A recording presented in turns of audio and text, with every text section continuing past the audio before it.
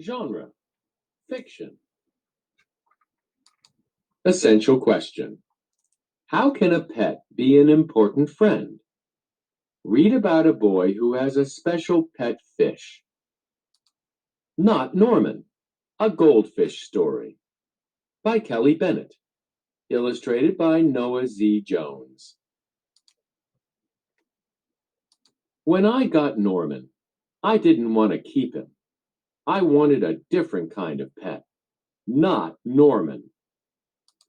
I wanted a pet who could run and catch, or one who could climb trees and chase strings. A soft, furry pet to sleep on my bed at night, not Norman. All Norman does is swim around and around and around and around and around and around and around and around. This is it, Norman, I decide. I'm trading you for a good pet. Norman doesn't move. Not even a fin twitches. How can I trade him like this? No one will want a sorry-looking fish in a gunky bowl. When I drop Norman into his nice clean bowl, he starts dipping and flipping, flapping his fins around. He looks so goofy, I have to laugh.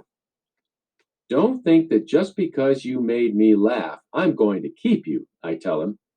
Tomorrow, you're out of here. Norman blows a stream of bubbles. The next day, I take Norman to school with me. If I talk him up real good during show and tell, maybe someone will want him. On the way there, we see my friend Austin. Austin has a real cool dog and 7 puppies. Want to swap one of your pups for Norman? I ask. Who's Norman? Asks Austin. My goldfish, I say. By the time I rescue Norman, half his water is gone. I'm sorry, I tell Norman when we get to school. I'm really sorry. He just stares at me, all googly-eyed. Finally, it's my turn to show and tell. Just as I start to talk about goldfish, Emily shouts, Jenny's gone. Who let my snake loose?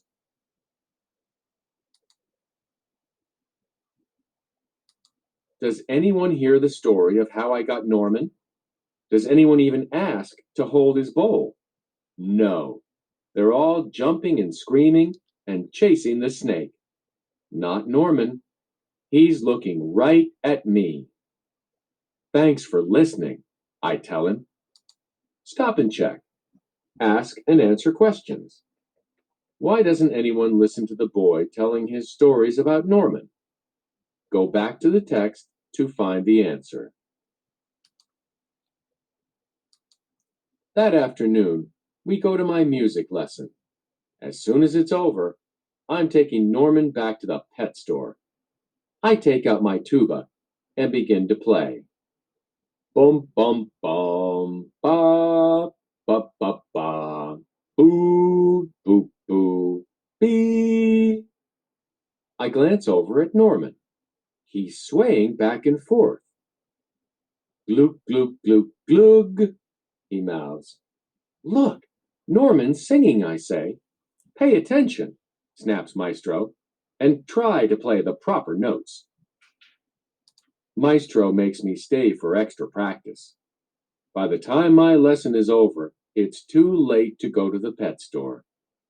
Don't think that just because you like my music, I'm going to keep you, I tell Norman. He glugs. That night, I'm sound asleep when screech, scritch. What's that noise? Scratch, scritch, screech.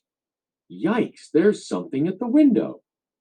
Then, out of the corner of my eye, I spot Norman. He isn't scared. He isn't swimming around in circles either. He glugs and gives me a little wave. I'm not alone. Together, Norman and I slide open the curtains. It was just a broken tree branch. Thanks for watching out for me, Norman. Stop and check. Visualize. How does Norman help the boy not feel alone? Use the visualize strategy to help you. On Saturday, I take Norman to the pet store, just like I said I would.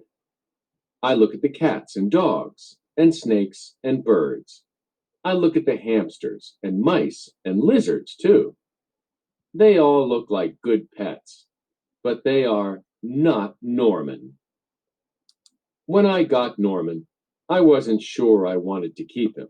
But now, even if I could pick any pet in the whole world, I wouldn't trade him. Not Norman.